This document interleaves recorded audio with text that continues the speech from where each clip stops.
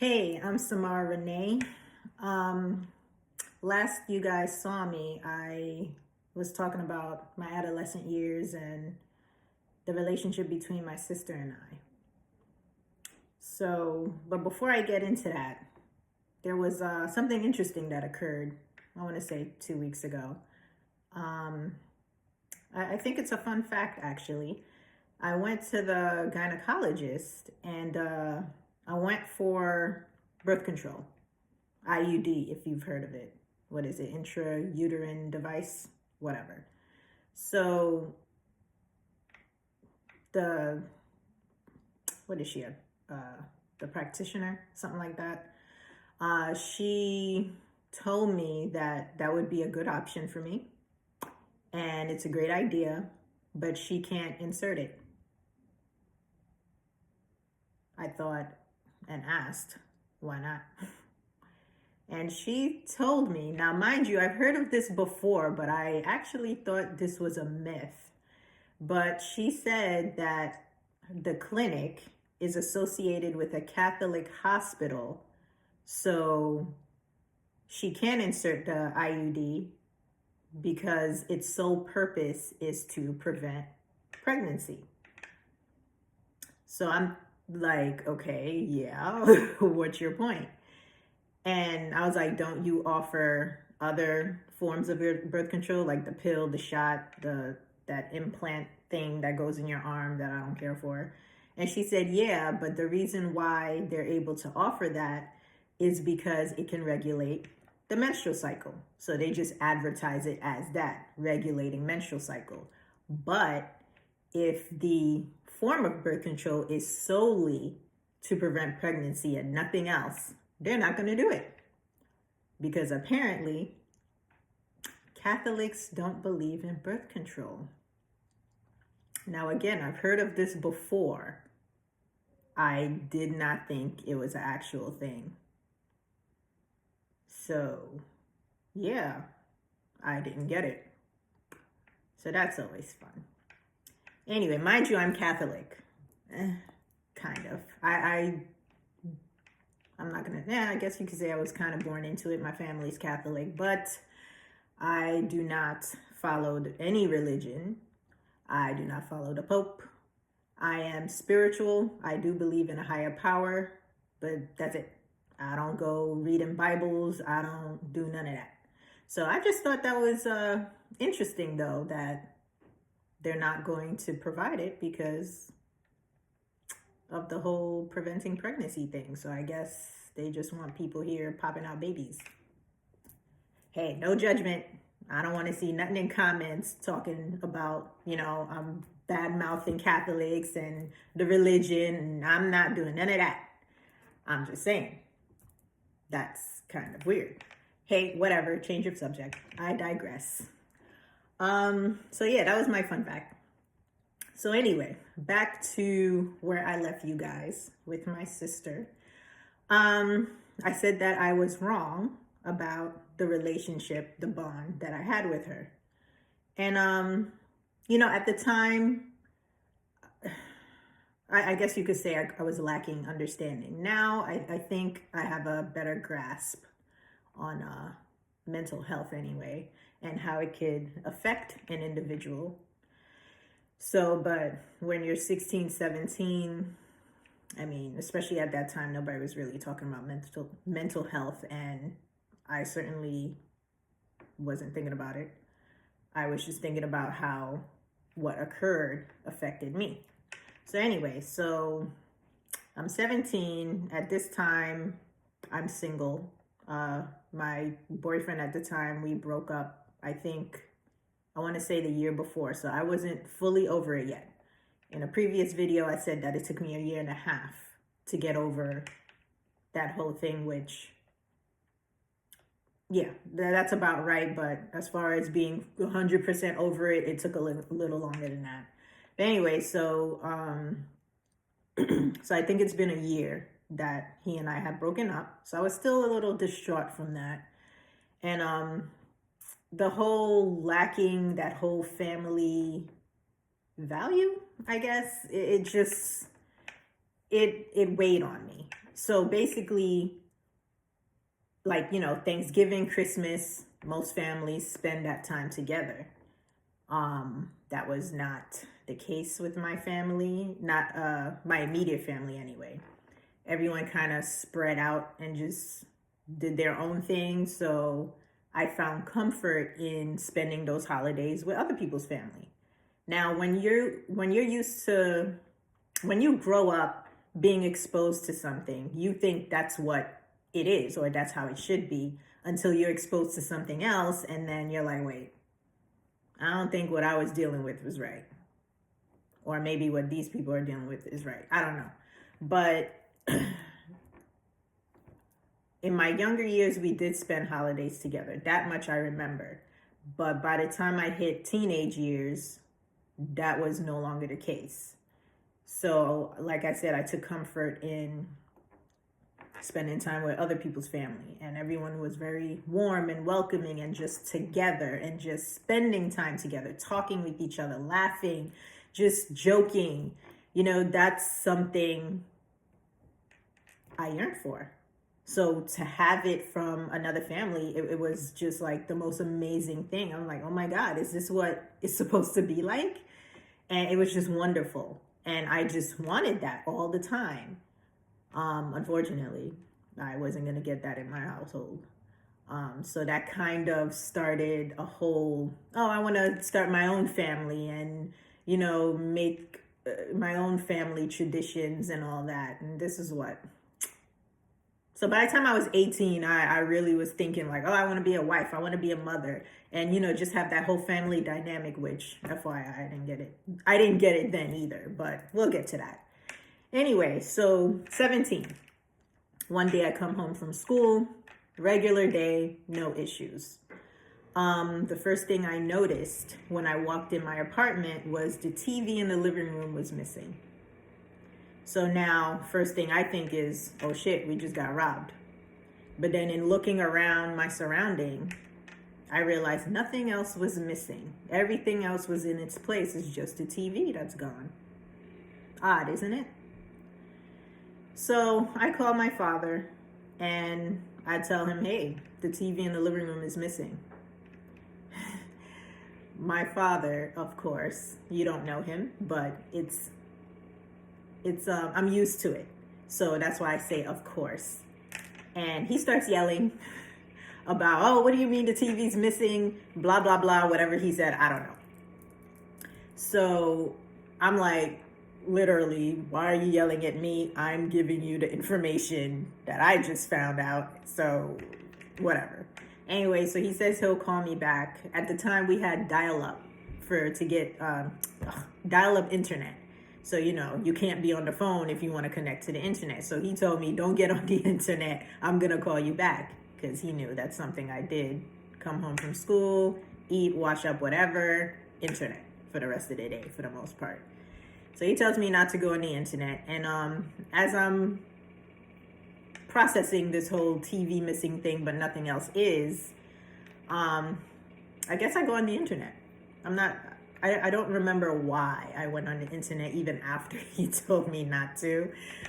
But he ends up calling, he doesn't get through. And then eventually I either get cut off from the internet or I don't know what happened. I think I got cut off and the phone rang, and then I picked up, he's screaming in my ear about, didn't I tell you not to go on the internet, blah, blah, blah, blah, blah, whatever. So I don't know what he's telling me on the phone at this point. But as he's going off in my ears, I'm like, something clicked. I'm like, let me check this girl's closet. This girl meaning my sister. All her stuff is gone. I was like, oh, Dad, all her stuff is gone. What do you mean all her stuff is gone? All her clothes in the closet, all her belongings is gone. She left. She packed up and left. Why she took the TV is beyond me, but that's what she did. So we eventually get off the phone, and I'm confused at this point. Like, how does someone just up and leave? Doesn't tell anybody anything, just gone. So now, rewinding a little bit, before that day where she up and left, she was very hostile towards me. I don't know if she was hostile towards anyone else in the house, but I know she was hostile towards me. She was angry, and the littlest thing would set her off. And that's not somebody she was. I was the one that, got set off by the littlest thing at that time. She was more calm and chill, laid back. Like, if stuff bothered her, you wouldn't even know it bothered her. She just kept it to herself, or whatever her process was, that's what she did. I just didn't know if something bothered her. She had a poker face, like, nothing. So anyway, but the littlest thing set her off. She's yelling at me all the time. She's calling me out my name and just straight disrespect. And I remember specifically, I was pouring milk in a bowl. And if you pour too heavy, sometimes the milk jumps out of the bowl and splashes on the counter. No big deal, right? You just wipe it up, keep it moving. Tell me why this girl starts screaming and hollering at me.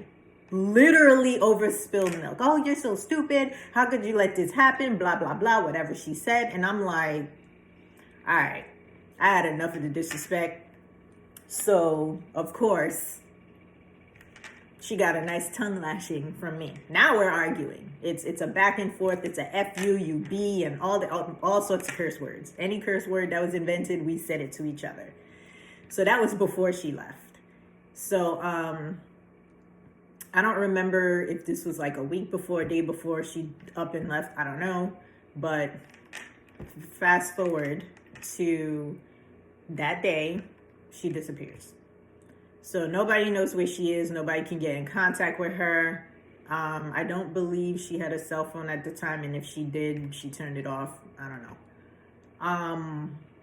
So then later that day, this is like evening time, a friend of hers comes to the apartment. It was this guy that I guess he had a crush on her, but she wasn't into him like that. So they were just friends.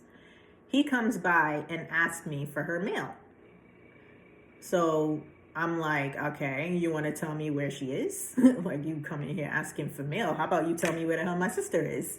Where did she go? Why did she leave? All sorts of questions I had, which none got answered. So he says something along the lines of, I don't know. She doesn't want to be found. She doesn't want nobody to know where she is. I don't know. This is over 20 years we're talking. So anyway, after he said what he said, I said, here's the mail. I kind of felt defeated at that point. And then he leaves. So from that point on, I'm not sure what took place as far as my father's, not my father's reaction. I already knew his reaction. My mother's reaction, my brother's, I don't know. I just know that for 3 years, no one knew if she was dead or alive. So for 3 years, so this is age 17 to 20, I had no idea where my sister was. I didn't know if she was okay. I didn't know if she was alive. I was completely and utterly distraught. Now, I couldn't tell you how many times I cried, but when I tell you I cried and cried, I was heartbroken. I was angry. And that's where it all started, with me, I guess, me latching on to people when they came into my life. If they were, nice to me, good to me, whatever, or at least seemingly, I latched on with their life. And it just destroyed me if we weren't friends anymore, if we weren't dating anymore, if whatever happens that wasn't good, it just cut so deep. And it started with my own sister. Because in my mind, it's like, well, if my own sister, who I thought I shared a strong bond with, could just up and leave me at a drop of a hat, like, anybody can. And that was the mentality I carried for so long. And it's still there. I still think that way. It's not as bad. I'm working on it. So now I told you that around the time she left, I was broken up with my boyfriend, who I was already heartbroken over, so that just added on to it. I remember going over to his house and I was crying. Like, how could she do this? Like, why would she leave me? All of that. And it was, I wouldn't wish that on anybody. But like I said, at that time, I didn't realize it. I wasn't thinking about it. But now, me being, more than 20 years older, it's evident that she was going through something. Maybe something happened to her that really screwed her up mentally, emotionally, and she couldn't deal with it. She couldn't handle being around people, and then she just, I don't know, just up and I guess she felt that the best thing she could do was just leave. Where she went is, I don't know. But yeah, so because of that, I just held on to whatever attention, affection I could get. And that's a horrible feeling. That's a horrible, that's just a horrible thing to do to yourself, because people take advantage. Like, it didn't matter how awful the person was to me. Yeah, at the time I would be upset. Oh, you're not treating me well. I don't like you anymore. I don't want you anymore. I'm pissed. But then they charm me with the I'm sorry, give me another chance, and all that BS people do. And I'm not just talking about guys. Females, yeah, they they played a role in the bullshit that I dealt with as far as friendships and just trying to stay loyal. Like, I'm a loyal person. But they really taught me a lesson. They really did. It took me a long time to wrap my mind around it, but they really taught me a lesson. But anyways, the I'm sorry's, the baby this, baby that, blah, blah, blah, that's from the guys. And then from the females would be, I'm sorry, I was just angry. I'm sorry, it was just this. To go through all that for some years, like, that could, I'm surprised I'm not in the loony bin. To be completely honest with you, like, I'm surprised that I didn't end up a complete psycho. But anyway, but I guess, I don't know, it's just hard when the people you think is closest to you, the people you think who's closest to you, or the people you are closest to you, just hurts you that way. How do you come back from that?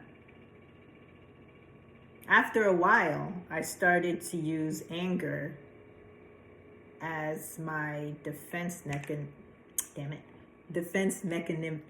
Wow, I can't say the word. Defense mechanism. Jesus, I have too many thoughts going on at once. Later in life, when I started going to therapy, because I really needed someone to talk to help me cope and all that stuff, what did she tell me? She said I was using anger as a blanket. And it made sense. Because from age 17 up until 5-6 years ago, if I felt sad, disappointed, I guess on edge maybe, what tended to follow shortly after was anger. So I could be sad about something and cry, and then I get angry. Like, oh, this person did this to me, this person did that, blah, blah, blah. And then I would just carry that anger. Now imagine a bag. You're putting stuff in it. The more stuff you put in it, the heavier it gets. So that was me with anger. I was carrying anger from my sister. I was carrying anger from whatever guys that I felt screwed me over. I was carrying anger from these females who I thought were my friend, who turned out not to be my friend. So it's like it just piled on and on and on and on. Oh my God. If you could put weight on the amount of anger that I was carrying, it probably would have added an extra 100 pounds to my actual weight. Maybe more. That's how bad it was. And now imagine getting into relationships with that baggage. And then you have a short fuse. Everything makes you blow your top. I guess you could say I'm psycho. Well, at least I used to be. Yeah, it was a lot. And I can't even, obviously at the time I didn't realize it, but I can't even fault the guys that did what they did, said what they said. I was a lot to deal with. There was a lot of baggage. It's me having a kid wasn't even the problem. I was the freaking problem. And I can admit that now. Yeah, I'm not going to say everybody else was, innocent and they didn't have their faults. Everybody has their faults. But back then, all I could see was their faults. I couldn't see that I had an attitude. I couldn't see that I was problematic. And for me, it's like, if I had an attitude about something, if I was yelling about something, if I was angry about something, it was because said person did or said something to me that I didn't like. For me, it was like, well, if you don't want me to blow my top, don't act up. That's, simple, right? But no. I mean, there's a way to react to certain things. Like, just because someone makes you upset doesn't mean you got to throw something at them. Just because someone makes you cry doesn't mean you got to go slash their tires. No, I have not done that. I've thought about it, though. Like, I'm sure a lot of you have. I just didn't have the guts to actually do it. I get anxiety when I'm thinking about doing something that I damn well know I shouldn't be doing. But yeah, but just because somebody mistreats you doesn't mean you have to like go full force back with revenge and petty behavior and whatever. Like, that's exhausting. Carrying anger is exhausting. When I tell you I feel so much better from 5 years ago when I started to meditate and just release myself of all the animosity and grudges that I was holding, all of that, it really felt like weight was lifted off of me. And now it's like it's easier to navigate life when a challenge or something does happen. Yeah, I'm gonna cry if something happens or someone does something to me or says something to me, but I'm not thinking the same way. Like, before it would be, oh, you made me cry, so now I gotta do something back to you. Now I'm gonna make you cry. I'm gonna make you cry harder. That was me. Tit for tat. You screw me over, I screw you over harder. My cousin used to say, what did she used to say? If you run me over with a bike, I'm gonna run you over with a truck or something like that. Or maybe she said car and truck. I don't know. But I thought it was freaking hilarious because we have similar mentality. But, we're definitely working on that. But, yeah, so that was my sister. And next time I'll talk more about, I guess, my young adult years. There's so much to unpack. I'm tired just thinking about it. Anyway, I'll see you guys next time. Take care.